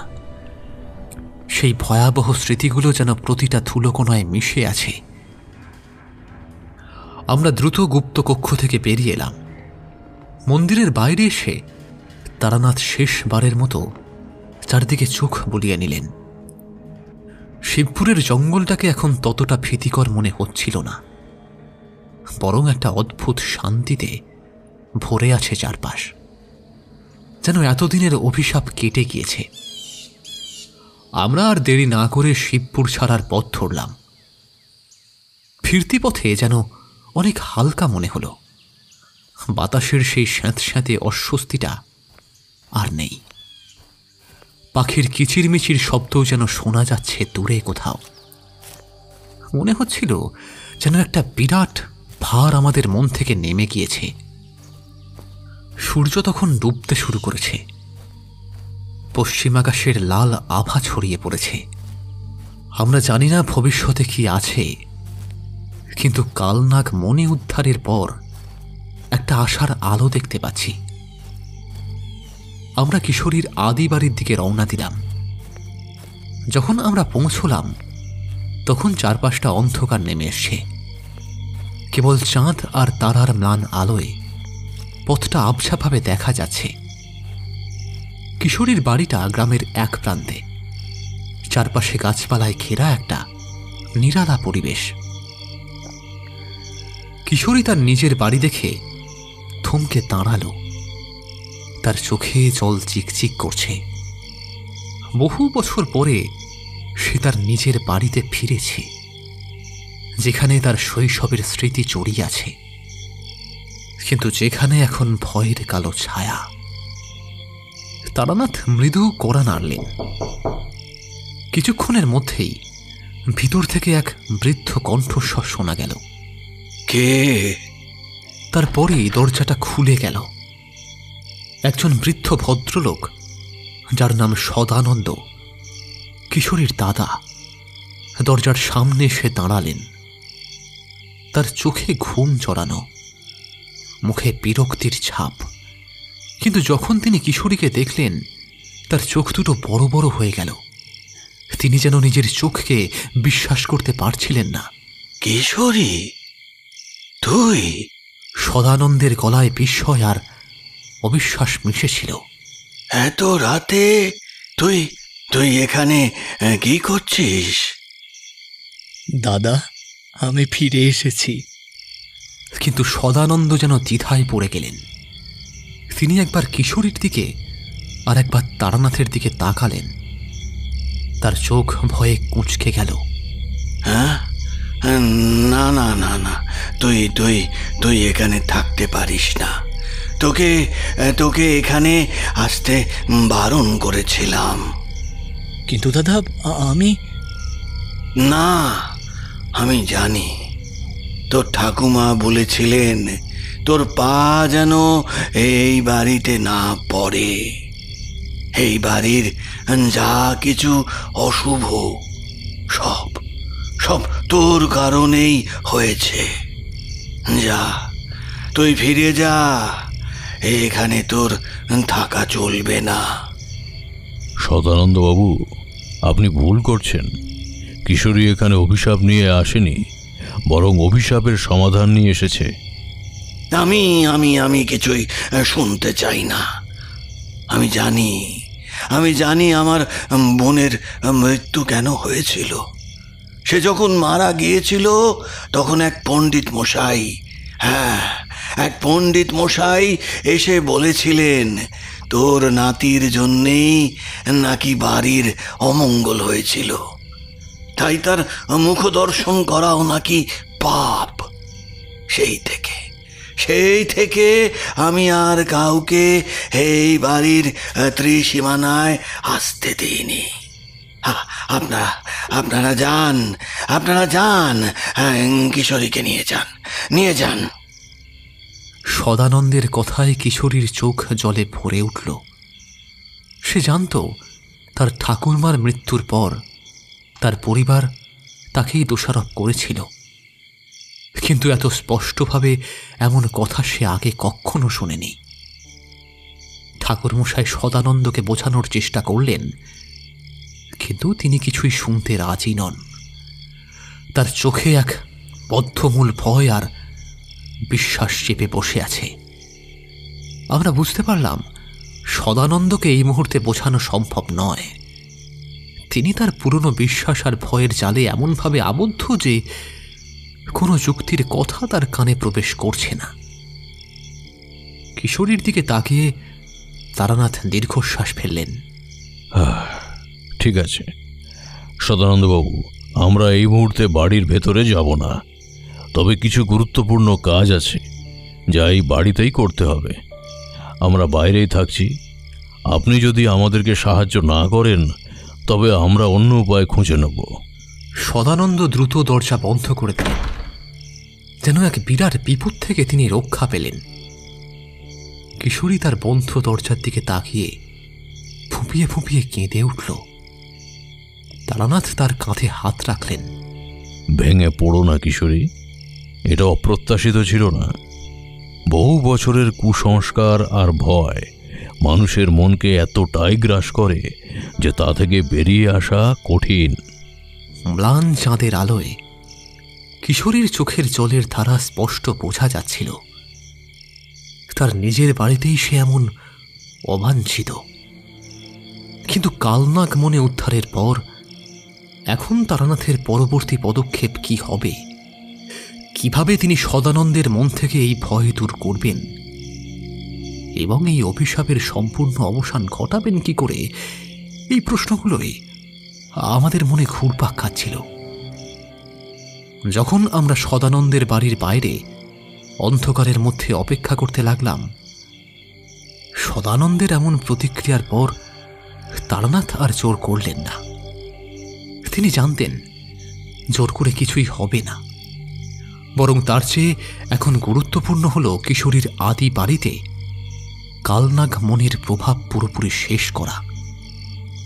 সদানন্দ যখন দরজা বন্ধ করে দিলেন, তখন কিশোরীর দিকে তাকিয়ে তারানাথ বললেন, চিন্তা করো না কিশোরী, এই বাড়ির ভেতরে না ঢুকতে দিলেও কাজটা বাইরে থেকেও শুরু করা যাবে।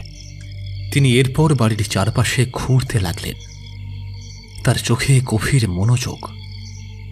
কিশোরী এবং আমি তার পিছু নিলাম। কৌতূহল এবং উদ্বেগে আমাদের মন ভরে উঠেছে। তারানাথ বাড়ির দেওয়ালগুলো খুঁটিয়ে খুঁটিয়ে দেখতে লাগলেন। মাটির ওপর ঝুঁকে পড়লেন, যেন অদৃশ্য কিছু খুঁজছেন। চাঁদের ম্লান আলোয় তার মুখ কঠিন সংকল্পে ভরা। হঠাৎ তারানাথ বাড়ির পিছন দিকে একটা পুরনো প্রায় শুকিয়ে যাওয়া তুলসী গাছের ঝোপের কাছে এসে থমকে দাঁড়ালেন। গাছের পাতাগুলো অস্বাভাবিকভাবে কুঁকড়ে ছিল, আর মাটিটা ছিল কেমন যেন কালো আর কর্কশ। তারানাথ মাটি থেকে কিছু একটা তুলে নিলেন। সেগুলো ছিল কিছু শুকনো হাড়ের টুকরো আর এক ধরনের কালো পাউডারের মতো পদার্থ। তিনি সেগুলো গভীর মনোযোগ দিয়ে দেখলেন। তার কপালে চিন্তার ফাঁচ আরো গভীর হল। এগুলো সাধারণ জিনিস নয়, এই হাড়গুলো সম্ভবত কোনো পশুর, কিন্তু এগুলোকে তন্ত্র সাধনায় ব্যবহার করা হয়েছে। আর এই কালো গুঁড়ো, এটা হলো শ্মশানের ছাই। এগুলো অশুভ শক্তিকে আকৃষ্ট করার জন্য ব্যবহার করা হয়। আমরা দুজনে শিউরে উঠলাম। সদানন্দ যে বাড়ির ভিতরে এত ভয়ে থাকেন, সেই বাড়ির বাইরে যে এমন ভয়ঙ্কর জিনিস লুকিয়ে আছে, তার কল্পনাও আমরা করতে পারিনি। তারানাথ এরপরে বাড়ির এক কোণে, যেখানে একটা পুরনো জীর্ণ কূপ ছিল, সেই দিকে গেলেন। কূপের পাশেই দেখা গেল কিছু আঁকা মূর্তির খণ্ডাংশ, যেগুলো দেখে মনে হচ্ছিল কোনো দেবী বা দেবতার বিকৃত রূপ।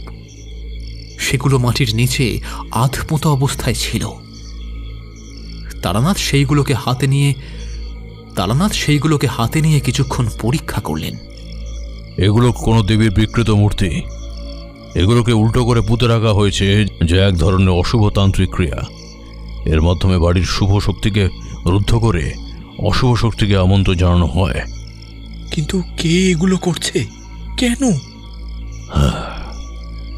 ভৈরবনাথের অভিশাপ শুধু কালনাগমণির মধ্যেই সীমাবদ্ধ ছিল না।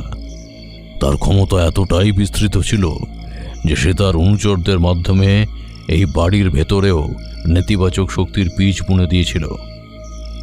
হয়তো তোমার ঠাকুরমার পরিবারকে মানসিকভাবে দুর্বল করার জন্যে এই কাজগুলো করা হয়েছিল, যাতে তারা তার প্রতিপক্ষ হতে না পারে।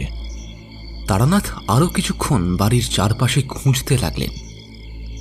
একসময় তিনি বাড়ির সদর দরজার কাছে এসে মাটির নিচে পুঁতে রাখা একটা ধাতব কৌটো খুঁজে পেলেন। কৌটোটা পুরনো এবং মূর্ছে ধরে গেছে। তিনি সাবধানে সেটা খুললেন, আর তার ভেতরে যা দেখা গেল তা আমাদের আতঙ্কিত করে তুলল। কৌটোর ভেতরে ছিল একটা ছোট কাপড়ের পুতুল, যা পিন দিয়ে বিদ্ধ করা ছিল। পুতুলটির মুখ ছিল মানুষের মতো, আর তার উপরে কিছু শুকনো রক্তমাখা চুল জড়ানো ছিল। পুতুলের পাশেই ছিল কয়েকটা শুকনো লঙ্কা আর কিছু পোড়া সুতো। এটা হলো বশীকরণের পুতুল। এটা দিয়ে কোনো মানুষকে মানসিকভাবে বা শারীরিকভাবে নিয়ন্ত্রণ করার চেষ্টা করা হয়। এই চুলগুলো হয়তো তোমাদের ঠাকুমারই ছিল। কিশোরী ভয়ে চোখ বন্ধ করে ফেলল। তার ঠাকুরমার বাড়িতে এমন ভয়ঙ্কর তান্ত্রিক কার্যকলাপের প্রমাণ তার কল্পনার অতীত ছিল। সদানন্দের ভয়ের কারণ এবার আরো স্পষ্ট হয়ে উঠল। তিনি হয়তো এই অশুভ প্রভাবগুলো অনুভব করতেন, কিন্তু এর পিছনের কারণটা তিনি জানতেন না। তারানাথ ধীরে ধীরে সব অশুভ উপাদানগুলোকে একত্রিত করলেন। শুকনো হাড়, শ্মশানের ছাই, বিকৃত মূর্তি এবং বশীকরণের পুতুল। তার মুখে এক দৃঢ় সংকল্পের ছাপ। এইসব উপাদানগুলোই এই বাড়ির অশুভ শক্তির মূল উৎস। এগুলোকে বিনষ্ট করতে হবে। এই বাড়ির এবং এই বাসিন্দাদের উপর থেকে সমস্ত নেতিবাচক প্রভাব দূর করতেই হবে। রাত তখন গভীর। চাঁদের আলোয় তারানাথের স্থির মুখটা দেখা যাচ্ছিল। কালনাগ মনে উদ্ধারের পর এখন ওই অশুভ উপাদানগুলোকে ধ্বংস করার কঠিন কাজটা বাকি। এই বাড়ি থেকে কি আদেও অশুভ শক্তি দূর করা সম্ভব হবে? সদানন্দের মনে গেঁথে থাকা ভয় কি আদেও কাটবে? এই প্রশ্নগুলো নিয়ে আমরা যখন ভাবছি, ঠিক তখনই তারানাথ অত্যন্ত সতর্কভাবে সব অশুভ উপাদানগুলোকে এক জায়গায় জড়ো করলেন। কিশোরী এবং আমি তার দিকে তাকিয়ে অধীরভাবে অপেক্ষা করছিলাম। আমাদের মনে একসাথে ভয় এবং কৌতূহল মিশে আছে। সদানন্দ তখনও ঘরের ভিতর থেকে উঁকি দিচ্ছেন। তার চোখে অবিশ্বাসের ছাপ আর আতঙ্ক। তারানাথ এরপর বাড়ির আঙিনায় একটা ছোট্ট গর্ত খুঁড়লেন। সেখানে শুকনো কাঠ আর কিছু পবিত্র তন্ত্রের জিনিসপত্র স্থাপন করলেন। তার ঝোলা থেকে তিনি একটা পিতলের পাত্র বের করলেন, যার ভেতরে কিছু তরল পদার্থ ছিল। তিনি সেটিকে সেই কাঠ এবং তন্ত্রের জিনিসের উপর ঢাললেন। এরপর তিনি নিজের চোখ বন্ধ করে কিছুক্ষণ মন্ত্রপাঠ করলেন। তার মুখমণ্ডল অদ্ভুতভাবে শান্ত দেখাচ্ছিল, যেন তিনি এক গভীর যোগনিদ্রায় মগ্ন।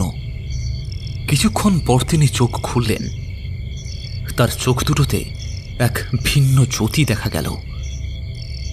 তিনি একটি দেশলাই কাঠি জ্বালিয়ে সেই কাঠে স্তূপে ধরালেন। মুহূর্তের মধ্যে দাউ দাউ করে আগুন জ্বলে উঠল তাতে।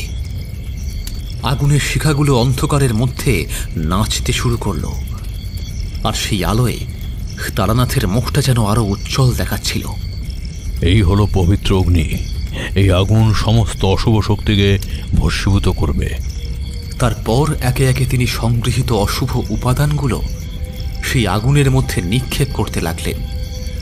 প্রথমে হাড়ের টুকরোগুলো, সেগুলো আগুনে পড়তেই একটা কটকট করে শব্দ হয়ে পুড়ে গেল। তারপর শ্মশানের ছাই, যা আগুনে পড়তে এক অদ্ভুত ধোঁয়া তৈরি হলো, যা দ্রুত বাতাসে বিলীন হয়ে গেল। এবং যখন তিনি বিকৃত মূর্তিগুলোর খণ্ডাংশ আগুনের মধ্যে ফেললেন, তখন সেগুলো থেকে একটা চাপা আওয়াজ বেরিয়ে এলো, যেন কোনো কিছু যন্ত্রণা পাচ্ছে। অবশেষে তিনি সেই বশীকরণের পুতুলটা হাতে নিলেন। পুতুলটা হাতে নিতেই কিশোরী যেন শিউরে উঠল। তার চোখ ছলছল করে উঠল। তারানাথ পুতুলটিকে আগুনের শিখার দিকে ধরলেন। পুতুলটি আগুনে পড়তেই একটা অস্বাভাবিক তীব্র গন্ধ ছড়িয়ে পড়ল, আর পুতুলটি কুঁকড়ে যেতে শুরু করল। পুতুলটির শরীর থেকে যেন এক অদৃশ্য শক্তি বেরিয়ে যাচ্ছিল, যা আমাদের চোখে ধরা পড়ছিল না, কিন্তু আমরা অনুভব করতে পারছিলাম। পুতুলটি সম্পূর্ণরূপে ভস্মীভূত হওয়ার পর আগুনের শিখাগুলো যেন আরো তীব্র হয়ে উঠল, আর সেখান থেকে এক পবিত্র ধোঁয়া ওপর দিকে উঠে যেতে লাগল। এই ধোঁয়া সেই আগের ধোঁয়ার মতো অস্বস্তিকর নয়, বরং এতে একটা সুগন্ধ ছিল, যা মনকে শান্তি দিচ্ছিল। অশুভের বিনাশ হয়েছে। এই বাড়িতে এতদিন ধরে যে নেতিবাচক শক্তি বাসা বেঁধেছিল, তা এখন সম্পূর্ণভাবে বশীভূত হয়েছে। সদানন্দ তখন দরজার ফাঁক দিয়ে আমাদের দেখছিলেন। তার মুখের ভয়ের ছাপ ধীরে ধীরে কমে আসছিল। তার জায়গায় একটা বিস্ময় আর দ্বিধার ভাব ফুটে উঠছিল। তিনি হয়তো এই অসামান্য ঘটনা নিজের চোখে দেখেও বিশ্বাস করতে পারছিলেন না। তারানাথ এরপর ঝোলা থেকে কিছু সাদা ফুল আর পবিত্র জল বের করলেন। তিনি সেই জল আগুনের চারপাশে ছিটিয়ে দিলেন, আর ফুলগুলো একপাশে ছড়িয়ে দিলেন। তারপর তিনি কিশোরীর দিকে তাকিয়ে বললেন, এখনো একটি কাজ বাকি আছে কিশোরী।